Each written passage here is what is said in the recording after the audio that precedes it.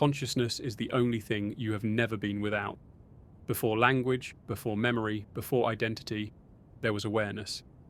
Even now, as you listen or read, it feels less like something you possess and more like the place where everything happens. Thoughts appear inside it. Sensations pass through it. Time seems to move within it. And because it has always been there, uninterrupted, it carries an unspoken assumption that it will always continue. But tonight we are questioning something far more unsettling than death itself. We are asking whether consciousness can sense its own ending. Not whether the body shuts down, not whether the brain stops firing, but whether awareness itself ever knows it is about to disappear. This question has quietly haunted philosophy, neuroscience, and spiritual traditions for thousands of years. It hides beneath phrases like the moment of death and losing consciousness. But rarely do we slow down enough to examine what those phrases actually mean. When a candle goes out, the flame does not experience darkness. It simply ceases. But consciousness does not feel like a flame. It feels continuous, persistent, a watcher that has never once observed its own absence. And that creates a paradox. How can something that only exists while it is happening ever register the moment it stops? To approach this, we need to strip away assumptions. Most people imagine consciousness as a thing that turns off, like a screen going black, a final frame followed by nothing. But consciousness does not observe blackness when it ends, because blackness would still require an observer. The experience of nothing is not an experience at all. And yet, people who come close to losing consciousness often report something very specific. Not darkness, but narrowing. Not nothingness, but slipping. A sense of receding, fading, thinning. This suggests that consciousness may not recognize its ending as an event, but as a loss of structure leading up to an absence it never witnesses. Consider falling asleep. Every night, consciousness dissolves without protest. You do not feel the exact moment you stop being aware. 1 second, you are thinking, drifting, imagining. The next, you are gone. There is no internal alarm that says, "This is it." No final thought announcing disappearance. Consciousness does not mark its own exit. It simply fails to continue. And yet, something strange happens when you wake up. There is a seamless feeling of continuity, as though awareness persisted the entire time, even though it did not. This illusion of continuity may be the key to why consciousness feels incapable of ending from the inside. Now take anesthesia. Under deep anesthesia, the brain does not merely sleep. It stops integrating information in a way that allows experience. Patients often report that time collapses. One moment they are counting backward. The next, they are waking up hours later. There is no sense of duration, no memory of absence. Consciousness does not feel interrupted. It feels instant. This tells us something crucial. Awareness does not experience non-existence as a gap. It experiences it as nothing at all, which from the inside feels like continuity. This raises a disturbing implication. If consciousness cannot experience its own absence, then from its own perspective, it never ends. Not because it continues forever, but because it cannot register the moment it stops.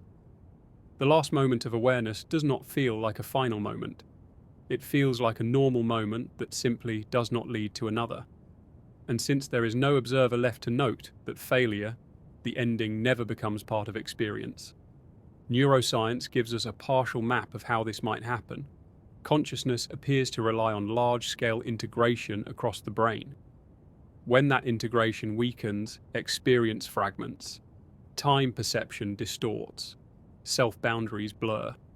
Eventually, there is no unified field left to host experience. But nowhere in this process is there a special signal labeled ending. There is no neuron whose job is to announce annihilation. The system simply loses coherence until experience can no longer arise. What about fear then? People often report intense fear when they think they are about to die. A surge of panic, urgency, clarity. But this fear does not necessarily come from consciousness recognizing its own ending. It may come from the brain detecting threat to the body, identity, or continuity of memory. Fear is a biological alarm, not a metaphysical insight. The brain fights to preserve function, not to preserve awareness as an abstract concept. And interestingly, in many near-death experiences, fear suddenly vanishes right before consciousness fades or transforms. Something lets go. This letting go is reported across cultures and belief systems. People describe surrender, peace, expansion, or detachment. But again, this may not be consciousness recognizing its own ending. It may be consciousness losing the structures that create fear: time, identity, prediction. When those dissolve, the idea of an ending dissolves with them. Philosophers have wrestled with this for centuries. Epicurus famously argued that death cannot be bad because there is no subject to experience it. Where we are, death is not. Where death is, we are not. But this argument avoids the moment of transition. It treats death as a state, not a process. The more unsettling question is whether the process itself is ever known as an ending, or whether it is simply the last moment of knowing anything at all. Modern theories of consciousness suggest that awareness is less like a thing and more like a process, a pattern that exists only while it is being enacted. Processes do not witness their own cessation. A wave does not feel itself crash. A song does not hear its final note as an ending. It simply ends. Consciousness may be the same. From the outside, we see a clear boundary. From the inside, there is only presence until there is nothing left to be present. And yet, humans report moments that feel like thresholds, a sense of crossing, a feeling that something irreversible is happening. These reports are fascinating because they suggest consciousness may sometimes brush against its own limits. But brushing against a limit is not the same as knowing what lies beyond it. You can feel the edge of sleep without knowing what unconsciousness is like. You can feel yourself forgetting without knowing what it means to have forgotten. The edge is still an experience. The beyond is not.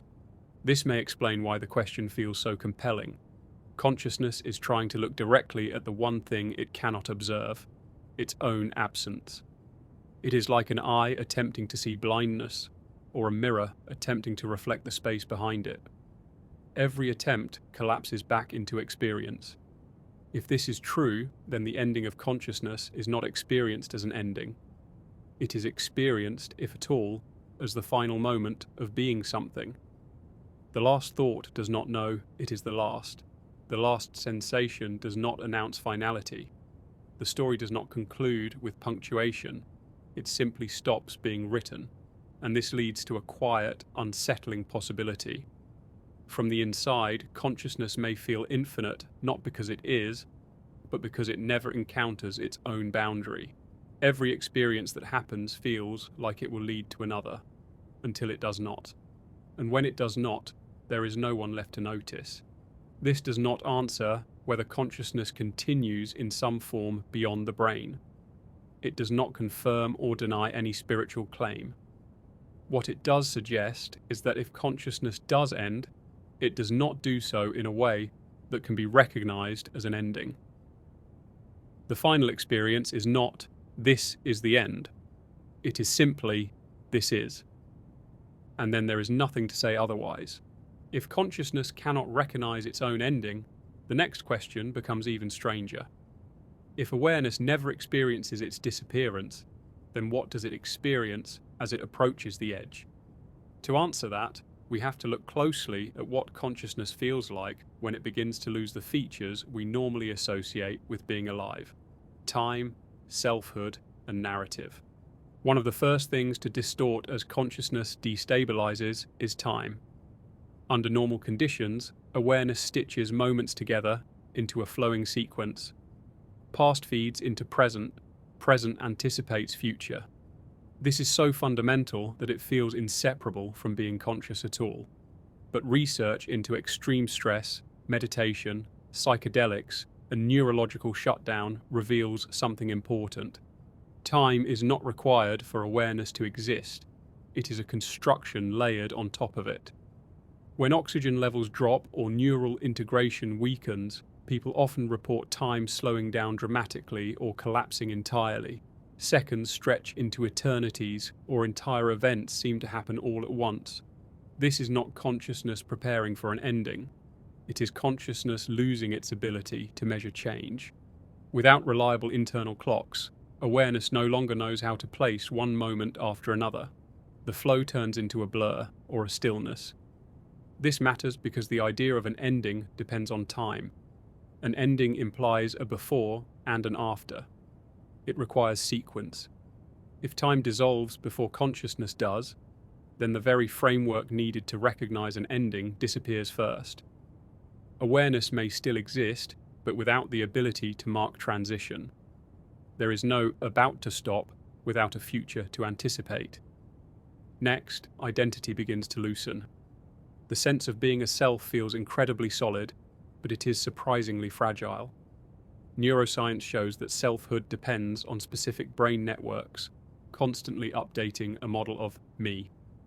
When these networks weaken, the boundary between observer and experience starts to erode. Thoughts no longer feel owned. Sensations arise without a center. The idea of "this is happening to me" softens into "this is happening." People often interpret this as ego death, dissociation, or transcendence. But stripped of interpretation, what's happening is simpler and more unsettling. Consciousness is losing the reference point it uses to define itself. Without a self-model, awareness does not know who it belongs to. And without a who, the concept of personal ending loses meaning. An ending usually means something stops happening to someone. But if the someone dissolves before awareness does, what exactly would be ending? There may still be experience, but no owner of that experience. In this state, consciousness is less like a story being told, and more like raw presence without context. This may explain why reports from the edge of consciousness often sound paradoxical. People describe being everywhere and nowhere, being nothing and everything, being aware without being a person. These descriptions are not poetic exaggerations. They are attempts to describe awareness after the structures that normally organize it have collapsed. Importantly, none of this requires consciousness to be ending. It only requires it to be unstructured. And an unstructured experience cannot recognize finality, because finality is a structure imposed by memory, identity, and time. Memory is another critical piece. Consciousness relies on short-term memory to feel continuous. Without memory, awareness resets moment by moment. In conditions like severe hypoxia or certain seizures, memory formation fails while awareness briefly persists. The result is experience without continuity. Each moment exists, but does not connect to the next. In such a state, there is no accumulation, no narrative arc, no sense of "this has been going on" or "this is about to stop." Each moment is isolated, complete, and self-contained. Consciousness still exists, but it cannot build the story needed to recognize an ending. This reveals something unsettling. The fear of non-existence may not come from consciousness itself, but from memory and identity systems anticipating loss. When those systems weaken, fear often fades. Not because consciousness understands what is happening, but because the machinery that predicts the future has gone offline. This is observed repeatedly in near-death scenarios. Initial panic gives way to calm. Struggle gives way to acceptance.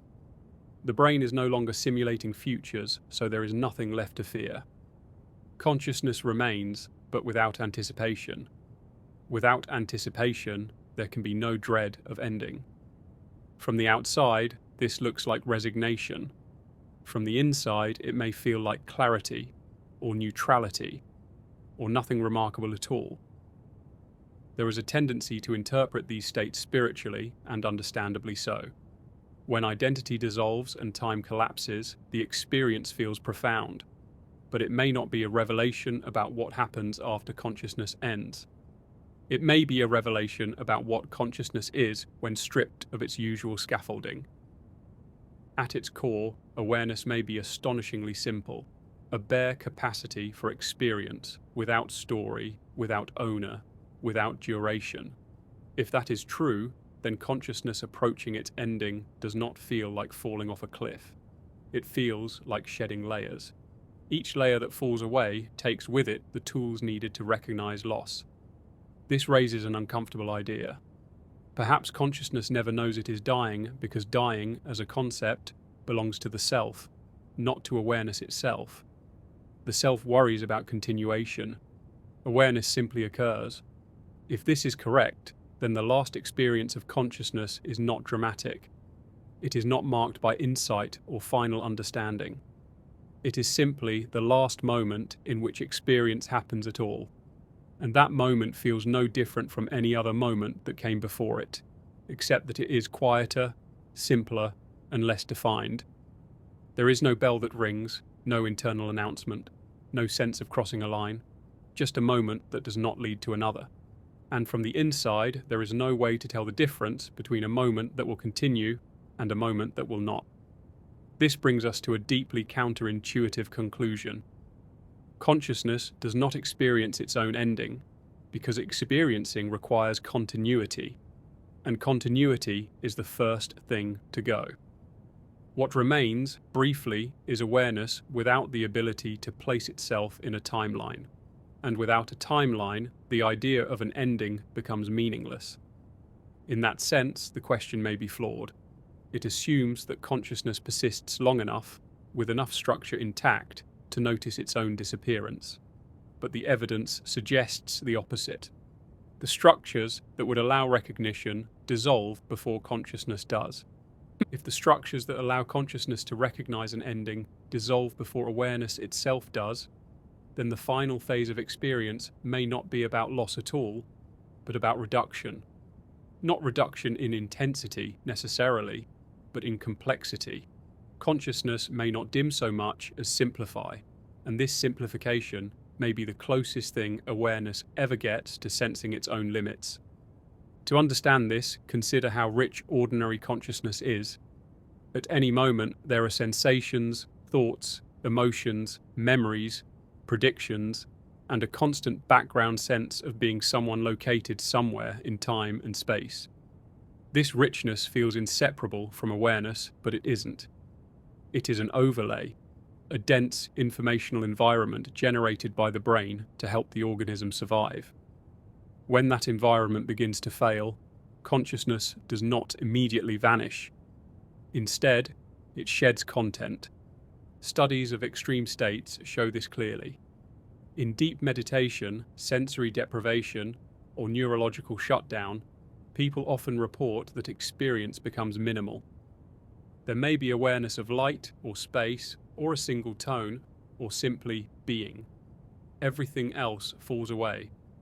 What remains is not dramatic. It is plain, almost boring, and yet it is still unmistakably conscious. This minimal awareness challenges the idea that consciousness ends suddenly. It suggests a tapering where the field of experience narrows until only the barest trace remains. But here is the crucial point. Minimal awareness still lacks the complexity needed to recognize finality. An ending is a comparison between states. It requires memory, contrast, and expectation. Minimal consciousness has none of these. At this stage, awareness may be closer to a static condition than a flowing one. Not frozen, but unchanging. Without variation, there is no sense of movement. Without movement, there is no sense of approaching anything. Consciousness is present, but it is no longer going anywhere. This is deeply unintuitive because we associate consciousness with activity. Thinking, perceiving, deciding. But those are functions layered on top of awareness, not awareness itself. When the layers peel away, what remains is something like a silent witness with nothing left to witness. And yet, even this witness does not recognize itself as ending, because recognition itself is another layer. Imagine a radio slowly losing signal. First, the music distorts. Then words drop out. Then only static remains. finally, silence. At no point does the radio know it is about to fall silent, and static does not announce its disappearance. Consciousness may degrade in a similar way. Content breaks down before the carrier does. What about pain, panic, or struggle? Many people imagine the end of consciousness as a dramatic fight against oblivion. But intense suffering may actually require intact awareness structures. Pain is not just raw sensation, it is interpretation, threat detection, memory, and anticipation. When consciousness simplifies, these elements weaken. The experience becomes less about fear and more about sensation without story. This may explain why some people report surprising calm near the edge of awareness. Not because they have accepted death, but because acceptance requires a self that understands what is happening. When that self dissolves, so does resistance. This brings us to an uncomfortable realization. The idea of recognizing one's own ending assumes a reflective capacity that may not survive long enough to be used. Reflection depends on being able to stand back from experience and think about it. But reflection is one of the most fragile aspects of consciousness. It disappears early. In neurological terms, metacognition, the ability to think about thinking, is among the first capacities to fail under stress, hypoxia, or trauma. What remains is raw experience without commentary, and raw experience does not label itself as final.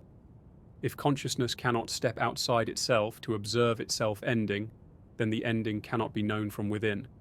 It can only be inferred from the outside. Observers see the lights go out, machines flatline, bodies go still. But from the inside, there is no such report. This raises a haunting asymmetry. The ending of consciousness is a real event in the physical world, but not an event in experience. It happens without being experienced as happening. It is an occurrence without a witness. And yet people sometimes report a sense of crossing a boundary, a threshold, a moment that feels qualitatively different. How does this fit? These reports may reflect the last point at which consciousness still has enough structure to notice change. The threshold is not the ending itself, but the final detectable shift. After that, there is no longer a system capable of noticing anything. Think of it like falling asleep while listening to music. You may notice the moment when the song becomes distant, or distorted, or fragmented. You may even think, "I'm about to fall asleep." But you never notice the exact moment when awareness disappears. That moment is never experienced. The threshold is remembered. The ending is not. This analogy matters because it suggests that what people remember as the end is actually the last stable memory before awareness fails. The memory is preserved, but the experience of ending is not. Memory itself is selective. It only records moments when consciousness is sufficiently organized. As organization breaks down, memory stops forming. So any report of an ending is, by definition, a report of something that happened before the ending. This means that consciousness cannot leave behind evidence of its own disappearance. There is no experiential fossil of non-existence. Every report stops short. And this may be why the question feels so unresolved. No matter how many accounts we gather, they all describe approach, not arrival. We hear about fading, merging, expanding, letting go. But never about being gone, because being gone cannot be experienced. This forces us to confront a strange conclusion. Consciousness may not recognize its own ending, because recognition is something that happens within consciousness, not outside it. Once consciousness is gone, recognition is impossible. And before it is gone, the structures required for recognition are already failing. So where does that leave the final moment? Is there even a final moment from the inside? It may be more accurate to say there is a final experience, but no final awareness that it is final. The last experience does not feel like a conclusion. It feels complete in itself, like any other experience. It does not point forward. It does not look back. It simply is. And then there is nothing left to say that it ever was. This has profound implications for how we think about fear, meaning, and continuity. The terror of non-existence may be a projection from the living mind, not a reflection of what consciousness encounters. We imagine the ending while still fully conscious, equipped with memory, time, and identity. But those tools do not survive long enough to participate in the ending itself. In other words, the fear of consciousness ending may exist only while consciousness is still robust. As it weakens, the fear loses its footing. By the time awareness reaches its limit, fear may no longer be possible. If the final phase of consciousness is defined by simplicity rather than insight, then we must confront a deeply unsettling idea. The ending of awareness may not feel meaningful at all. Meaning itself depends on contrast, memory, and interpretation. Without those, experience does not frame itself as significant. It simply exists. And this challenges one of our strongest intuitions, that the end of consciousness must be profound, revelatory, or decisive in some way. Humans are meaning-making systems. We instinctively believe that major events should feel major. Birth, transformation, endings, we expect them to carry weight from the inside. But consciousness does not assign meaning automatically. Meaning is constructed by cognitive systems that compare, evaluate, and contextualize. When those systems weaken, experience loses narrative importance. This explains why reports from extreme states often sound flat or oddly neutral. People struggle to articulate them not because they are too intense, but because they are too simple. Language evolved to describe complex situations, not the absence of structure. Words fail not due to excess, but due to lack. At the edge of consciousness, there may be nothing left to interpret experience as important. There is no sense of climax, no sense of culmination, just presence, stripped of significance. And without significance, there is no sense that something irreversible is happening. This runs counter to how we imagine endings. We imagine a final realization, a last thought, a closing scene. But these are narrative instincts projected backward from the living mind. Consciousness itself may not cooperate with that story. In fact, the closer awareness gets to its limit, the less capable it becomes of storytelling. Stories require sequence. Sequence requires time. Time, as we've seen, dissolves early. Without time, experience cannot build toward anything. There is no arc, no resolution, only immediacy. This immediacy can feel expansive or empty depending on interpretation, but interpretation itself is unstable. When the brain's interpretive machinery falters, raw experience loses labels. It is neither good nor bad, neither peaceful nor terrifying. Those descriptions require contrast with other states, which is no longer available. This may be why people often contradict themselves when describing these states. They say it was everything and nothing, calm and overwhelming, clear and indescribable. These are not metaphors pointing to a hidden truth. They are the result of language colliding with a state that lacks the structure language depends on. At this point, consciousness is no longer oriented towards survival. Goals dissolve. Motivation disappears. The question, what happens next, loses relevance. Not because it has been answered, but because the system that asked it is gone. This reveals something profound. The drive to know whether consciousness ends may not belong to consciousness at all. It belongs to the organism, to the self-model designed to persist. Awareness itself may be indifferent. If that is true, then consciousness does not recognize its own ending for the same reason a flame does not grieve going out. Grief requires memory of what was and anticipation of what will be lost. Awareness at its simplest has neither, and yet from the outside, the ending matters enormously. Lives end, stories stop, relationships sever, meaning collapses for those left behind. But that meaning exists in other minds, not in the consciousness that ends. This creates a quiet but radical shift in perspective. The ending of consciousness may be less like a personal event and more like a structural failure. Something stops functioning, and with it, experience ceases. There is no internal witness to mark the occasion. This does not mean consciousness is insignificant. On the contrary, it means consciousness is fragile. It depends on delicate balances of integration, memory, and prediction. When those balances fail, awareness does not explode into insight. It simply simplifies until it cannot continue. Some traditions have described this as returning to a ground state, others as dissolution into nothingness. But these are metaphors layered on top of a state that does not describe itself. The experience itself does not announce what it is doing. One of the most unsettling implications of this view is that the final moment of consciousness may feel no different than many moments that came before it. It may feel ordinary, or even unnoticed. The idea that this is the end requires a perspective that spans beyond the moment, and that perspective may already be gone. This challenges the way we fear endings. We imagine ourselves being present for our own disappearance, watching it happen, feeling the loss of everything. But this may be a cognitive illusion, a simulation generated by a healthy brain that cannot imagine what it would be like to lack imagination. In reality, consciousness may never face its own absence.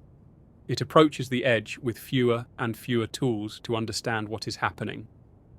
By the time the edge is reached, understanding is no longer possible. This reframes the question entirely. Instead of asking whether consciousness recognizes its own ending, we might ask whether recognition survives long enough to attempt it. The evidence suggests it does not, and that leads to a strange kind of calm. Not reassurance, not hope, but clarity. The ending of consciousness may not be an experience to endure. It may simply be the last experience that happens without knowing it is last. The fear, the questions, the search for meaning, all of that happens before. It belongs to the living, structured mind. As consciousness thins, those concerns fall away, not through resolution, but through disappearance. If meaning, narrative, and selfhood fall away before consciousness ends, then what remains is something difficult to categorize.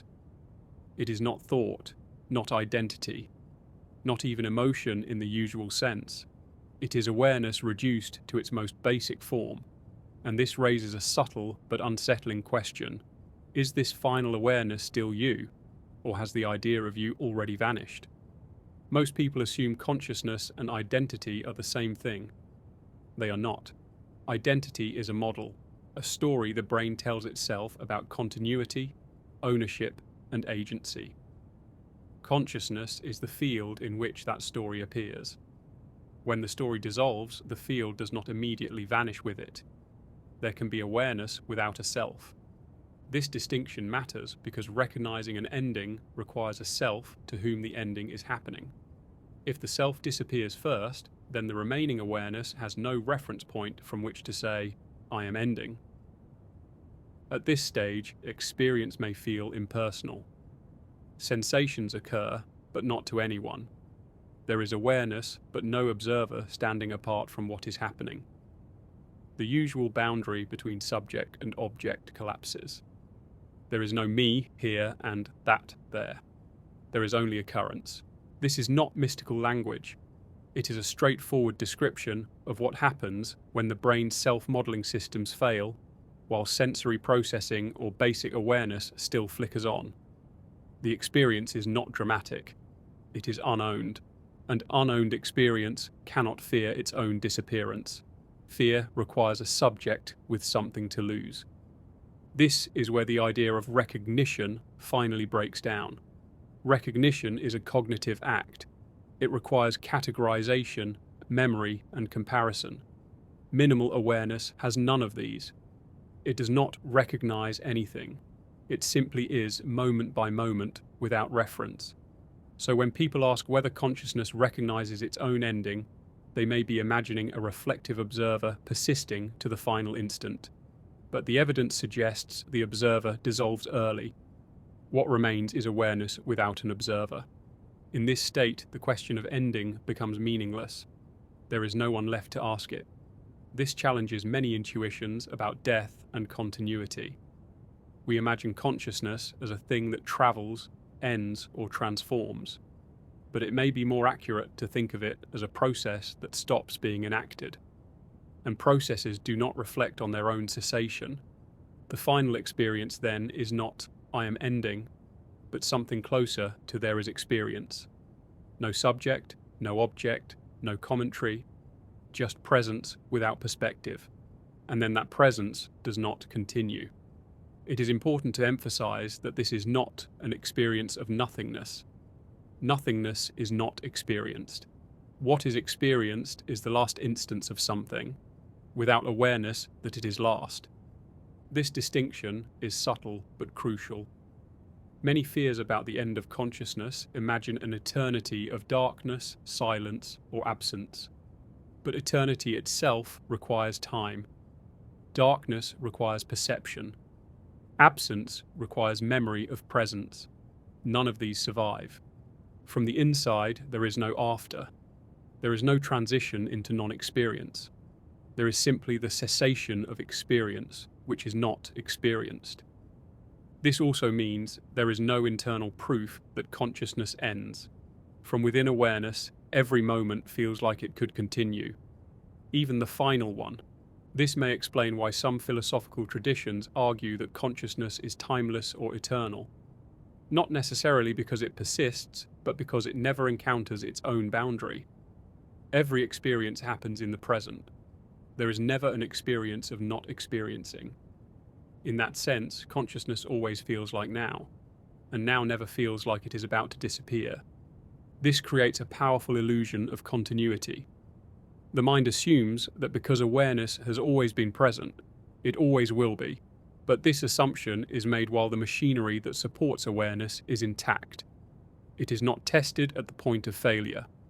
At the point of failure, there is no one left to revise the assumption.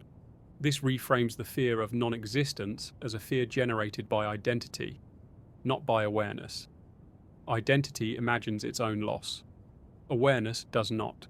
As identity dissolves, the fear dissolves with it, not because the ending has been understood or accepted, but because the one who could fear it is gone.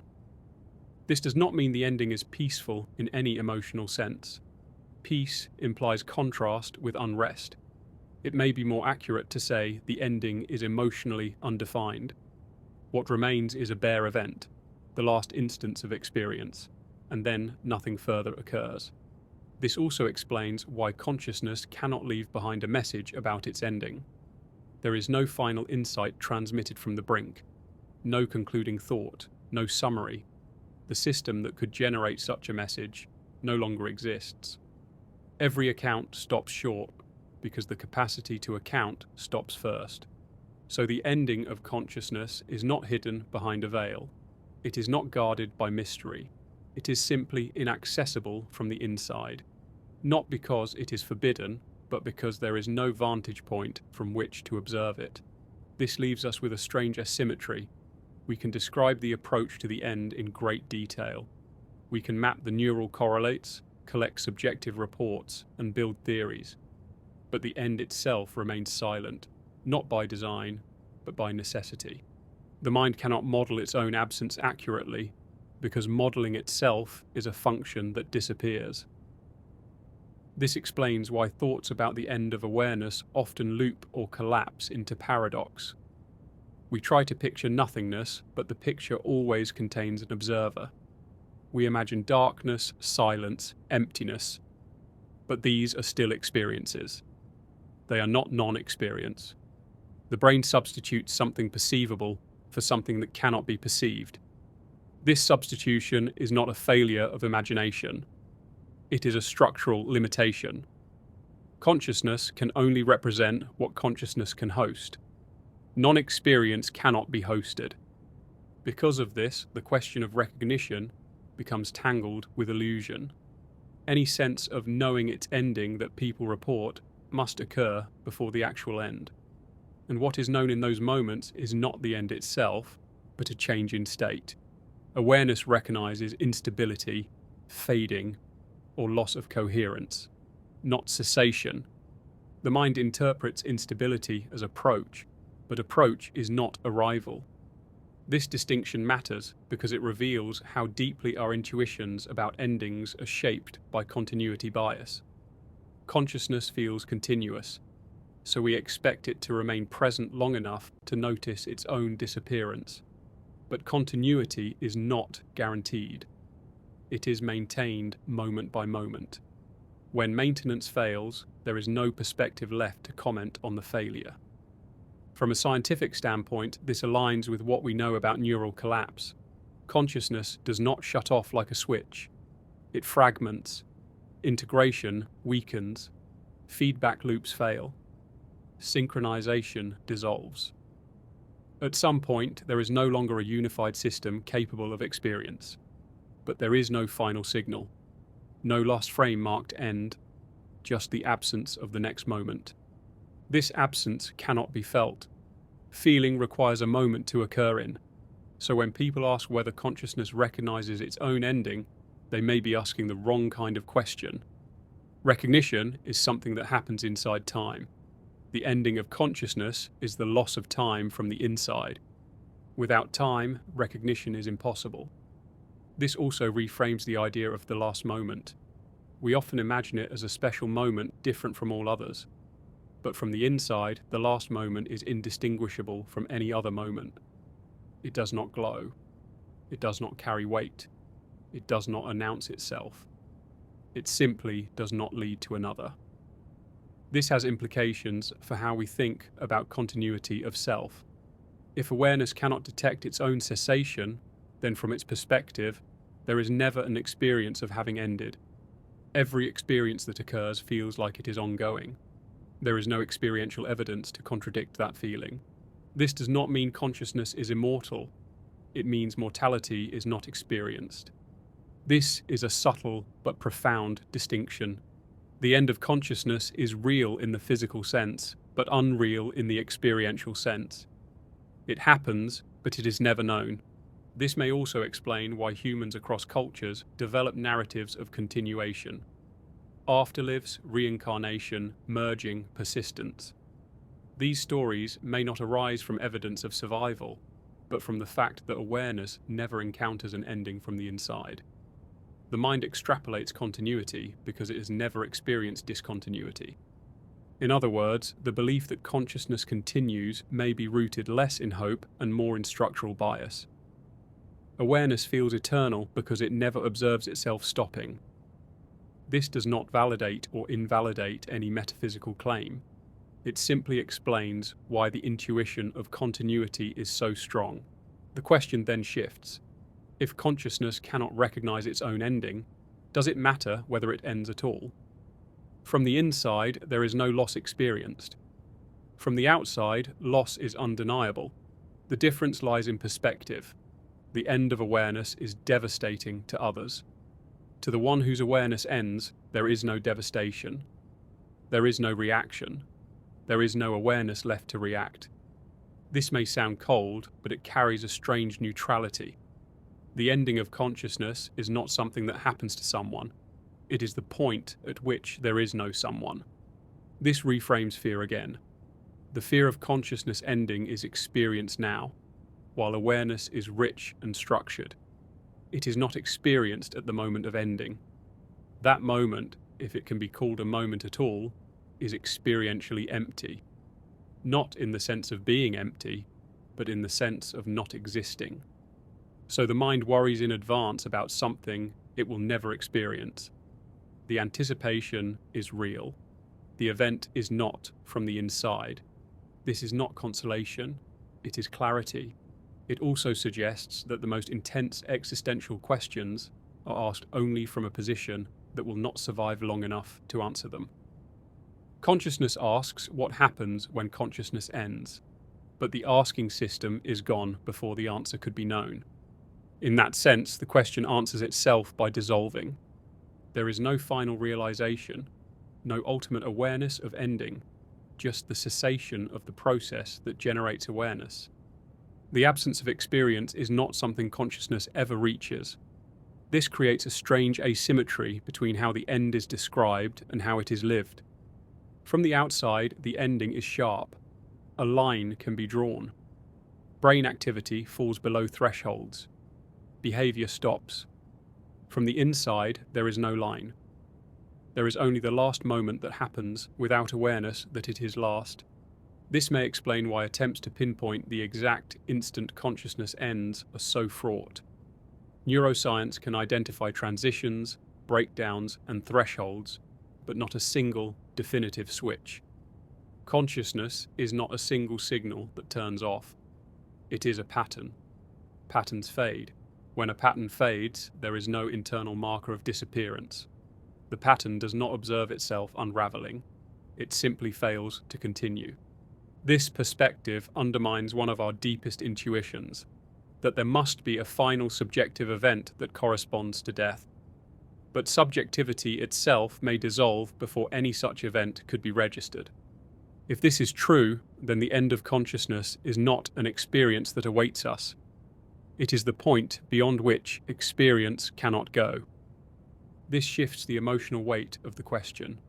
Fear often arises from imagining oneself present for one's own annihilation. But presence may not survive long enough to witness anything resembling annihilation. What remains is a final instance of awareness that does not know what it is approaching. It feels like a present moment, like all others. It does not contain foresight. It does not contain loss. This may also explain why some people report that moments near the edge feel oddly familiar or ordinary.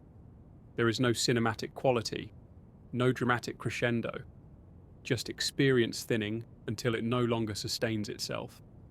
The drama belongs to those watching from the outside. This does not diminish the significance of consciousness. It reframes it. Consciousness is not a traveler moving toward a destination. It is an activity occurring while conditions allow.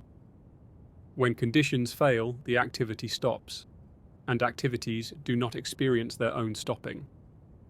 This becomes clearer when we consider other processes. A heartbeat does not feel itself stop. A flame does not sense extinction. Consciousness feels different because it includes feeling itself exist. But that reflexive capacity is still part of the process. It does not grant immunity from cessation. Reflexivity requires stability. It is one of the most demanding functions of consciousness. When stability falters, reflexivity goes first. So the idea of consciousness standing at the edge, looking into nothingness, may be a comforting fiction. It gives form to something that is formless, but the reality may be far less theatrical. There may be no edge to stand on. This also suggests that the concept of recognition may be misplaced entirely. Recognition implies comparison between states, but at the limit of consciousness, there is no longer a framework for comparison. The last experience cannot be compared to the absence that follows it. Comparison requires memory. Memory is gone. So the last experience stands alone, complete, unaware of its uniqueness. This isolation is subtle but important. The final experience is not tragic. Tragedy requires awareness of loss. It is not peaceful. Peace requires contrast with disturbance. It is simply neutral. This neutrality is unsettling because it resists interpretation. We want the ending to mean something, to teach something, to conclude something. But consciousness does not owe us closure. The ending may not answer any questions. It may not resolve any tensions. It may not feel like an ending at all. From the inside, nothing is concluded. From the outside, everything is. This duality may be the source of much existential confusion. We conflate the perspective of observers with the perspective of the one whose consciousness ends. But these perspectives are not interchangeable. The one whose consciousness ends does not experience loss. Loss is experienced by others. This does not make loss less real. It locates it correctly. And once we see this, the question subtly changes. It is no longer, does consciousness recognize its own ending? It becomes, who would recognize it? The answer appears to be, no one. Recognition requires a subject. The ending of consciousness is the end of subjectivity. So the ending cannot be known from within. This does not mean consciousness slips into something else. It does not mean it transcends or transforms. It simply stops being enacted, and the stopping is not experienced as stopping. This is difficult to accept because the living mind insists on imagining itself present for every significant event, including its own disappearance. But this insistence may be an illusion generated by continuity bias. Consciousness has always been there, so it feels like it must always be there to witness anything that happens to it. But this feeling is not a guarantee, it is a habit, and habits end when the systems that sustain them fail. The final experience does not know it is final. It cannot, and after it, there is no perspective from which to say anything at all. So if consciousness does not recognize its own ending, it is not because the ending is hidden or mysterious. It is because recognition itself does not survive long enough to occur. The end arrives without being witnessed. When you're ready, I'll continue. Here is part 8, continuing seamlessly. If the ending of consciousness is unwitnessed, then the sense of mystery surrounding it may come less from what happens, and more from the fact that nothing is left to report. Silence invites speculation. Absence invites story.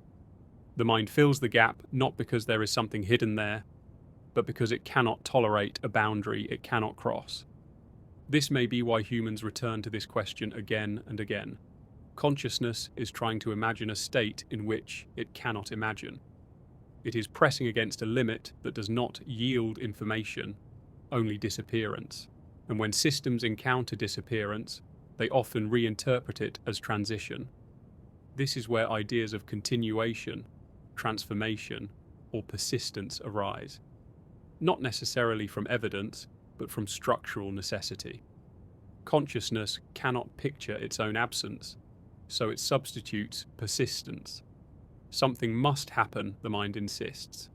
But that insistence belongs to the mind before the ending, not to consciousness at the ending itself. From within awareness, there is no demand for continuation. Demand requires desire. Desire requires lack. At the limit of consciousness, lack cannot be represented. There is only what is present. So the final experience does not reach forward. It does not ask what comes next. It does not wonder whether it will continue. Wondering is already gone. This reframes hope and fear as artifacts of earlier stages of consciousness. They are features of a functioning self-model, projecting itself forward in time. When time collapses, projection collapses with it. At that point, consciousness is not oriented toward survival or understanding. It is simply occurring. And then it is not. This perspective also changes how we think about awareness itself. Perhaps consciousness is not a container that holds experience, but a condition under which experience arises. When the condition fails, experience does not move elsewhere. It simply does not arise. This is not annihilation from the inside. Annihilation implies something witnessing destruction. There is no witness. The end of consciousness is not an event consciousness goes through. It is the end of events for that consciousness. This subtle shift removes much of the imagined drama. There is no plunge into darkness, no falling away, no crossing over. Those metaphors describe transitions between experiences. The ending of consciousness is not a transition. It is the absence of transition. This may also explain why moments near the edge are often described as strangely still. Not because something eternal has been reached, but because motion requires time, and time is dissolving. Stillness is not a place. It is the absence of change. And without change, nothing progresses toward anything else. This is why the idea of the moment consciousness ends is misleading. Moments are units of time. If time is no longer being tracked, there are no moments to mark. There is only the last experience that occurs while conditions still allow experience. After that, there is no after from the inside. This realization can feel unsettling because it offers no revelation. It does not tell us that consciousness continues. It does not tell us that it transforms. It tells us that the question of recognition collapses at the boundary. But this collapse is not failure. It is simply how limits work. Just as the eye cannot see beyond darkness and the ear cannot hear silence, consciousness cannot experience its own absence. The tools do not extend that far. So the ending remains inaccessible, not because it is hidden behind something, but because there is nothing to access. This may be the clearest answer available. Consciousness does not recognize its own ending, because recognition requires consciousness. When consciousness ends, recognition ends with it. The final experience is not a farewell. It is not a realization. It is not even an ending from the inside. It is simply the last instance of experience occurring under failing conditions. If the mystery of consciousness ending exists only for the living, then the weight of the question shifts entirely onto the present moment. The uncertainty is not something waiting at the end. It is something that exists now, while awareness is still intact and capable of imagining its own disappearance. This is important because it reveals that the discomfort surrounding this question is not about the ending itself. It is about anticipation, about projection, about a mind trying to solve a problem it will never directly encounter. The fear does not belong to the final state of consciousness. It belongs to the current state of consciousness looking ahead. And anticipation is a uniquely human burden. Other processes do not anticipate their own cessation. Consciousness does, but only while it is richly structured enough to simulate futures. When that capacity weakens, the burden lifts, not through resolution, but through disappearance. This means the question of recognition is bound to a narrow window of awareness. Too early and the ending feels abstract and distant. Too late and the machinery required to care is already gone. So the question lives only in the middle. In the phase of consciousness where identity is intact, time is meaningful, and the future feels real. That phase does not extend to the end. This realization can feel unsettling, but it also clarifies something subtle. The ending of consciousness is not something that interrupts awareness. Awareness is what gets interrupted. From the inside, there is no interruption experienced. From the outside, everything stops. This asymmetry is unavoidable. It also suggests that the most accurate way to think about the end of consciousness is not as a moment, but as a limit, a boundary beyond which experience cannot extend. Limits are not experienced as events. They are simply where experience stops.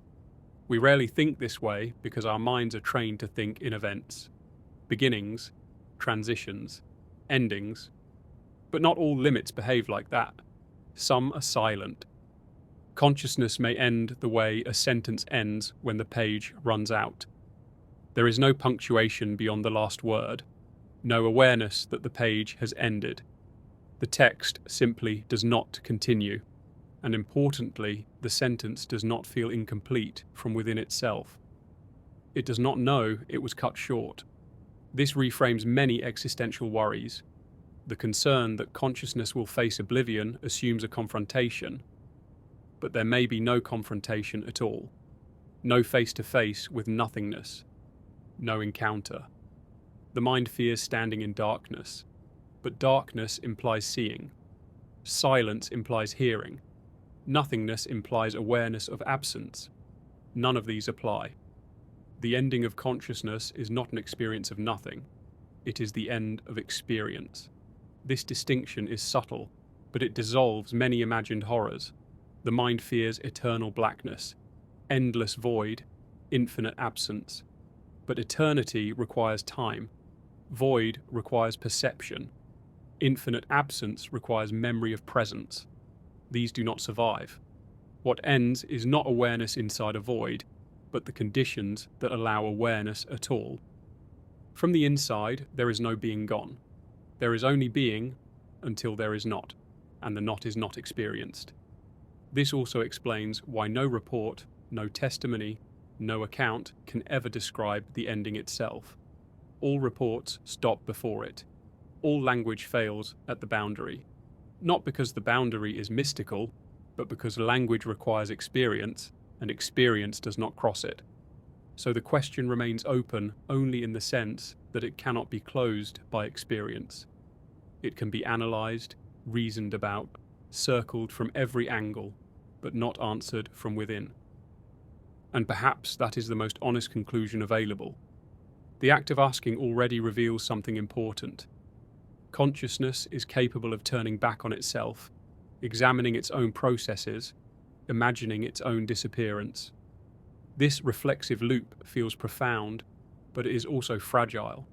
It depends on memory, language, identity, and time all functioning at once, and none of those survive to the limit. So the question itself is temporary. It exists only within a narrow band of awareness. And that may be the most overlooked part of this entire discussion. The mind treats the ending of consciousness as a destination, something waiting in the future. But from the inside, consciousness never moves toward its ending. It only ever exists now. The future is a model generated in the present. When that model collapses, the future collapses with it. This means the ending of consciousness is not something consciousness approaches. It is something that interrupts the ability to approach anything at all. From this perspective, consciousness does not go anywhere. It does not arrive at non-existence. It simply ceases to generate experience. This reframing strips the idea of ending of almost all its imagined substance. There is no journey to oblivion, no crossing over, no passage, just the termination of a process. And yet, despite this starkness, consciousness continues to feel meaningful while it exists. Meaning does not depend on permanence, it depends on presence. Experience matters while it happens, not because it leads somewhere, but because it occurs at all. This is another place where intuition misleads us. We assume that if something ends, it must have been moving toward that end all along. But consciousness is not oriented toward its own termination. It is oriented toward experience. The end is not a goal or culmination. It is a failure of conditions. This also clarifies why the ending cannot retroactively strip meaning from what came before. The value of experience is not stored at the end. It exists in each moment as it occurs. When consciousness ends, meaning does not collapse backward. It simply stops being generated.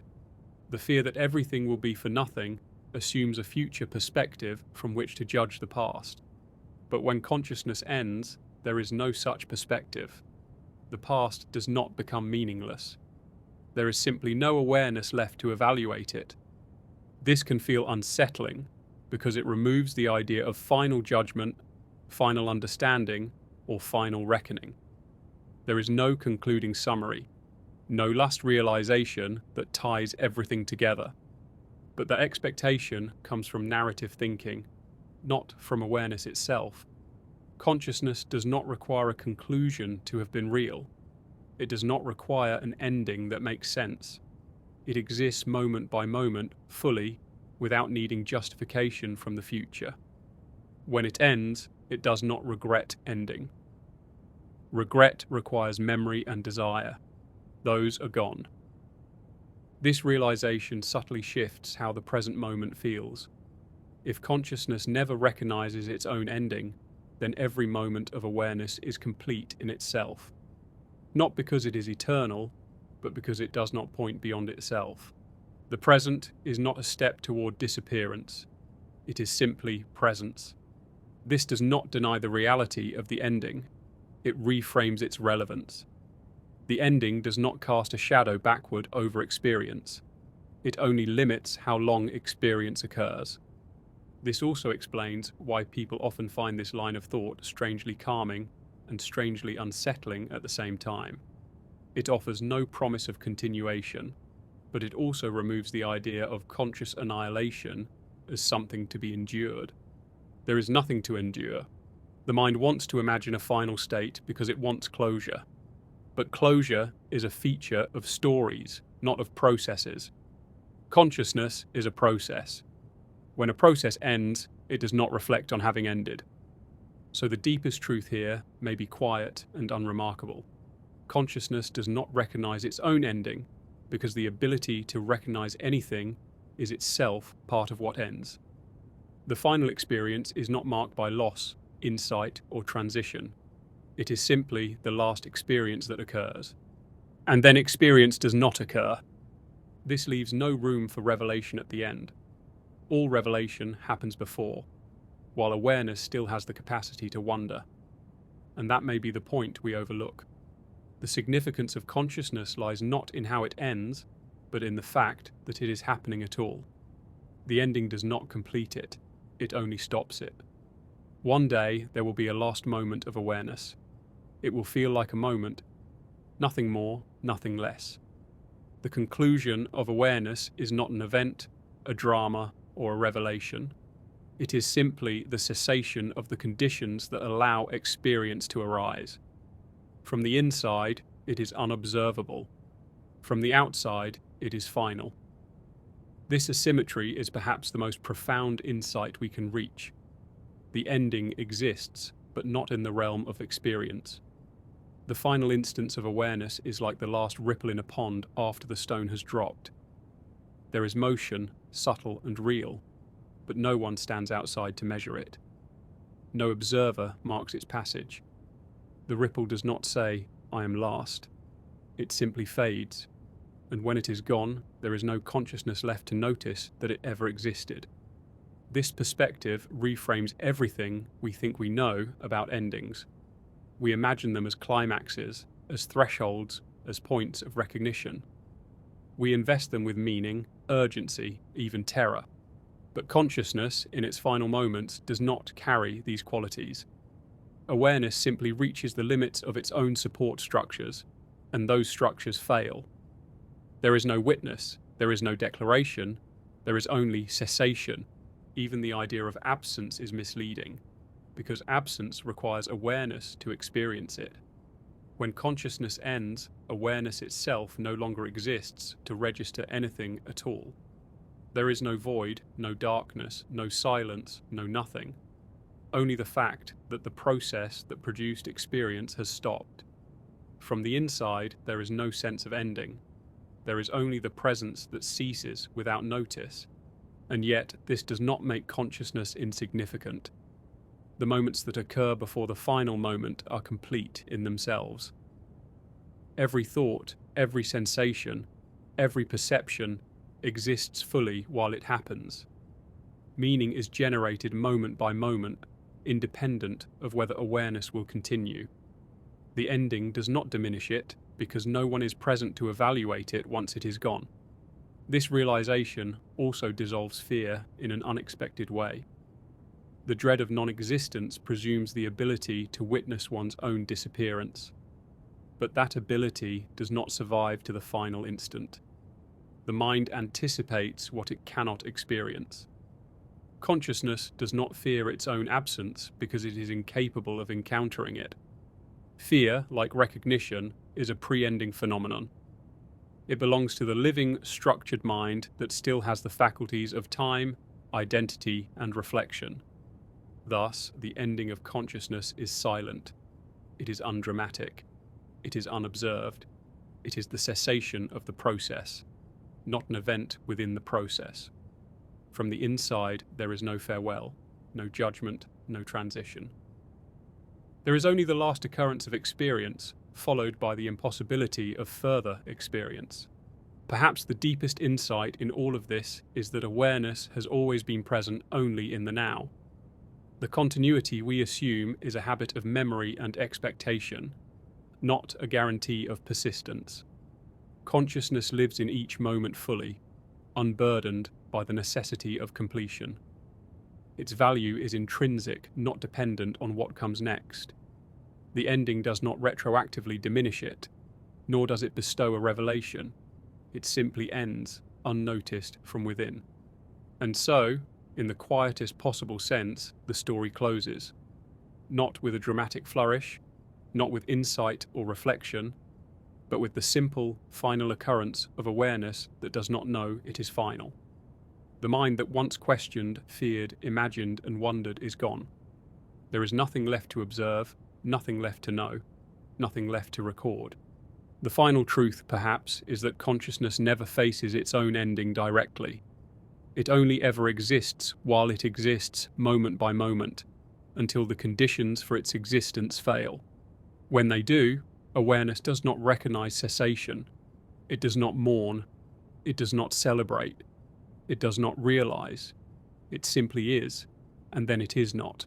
And in that silence, there is nothing left to say.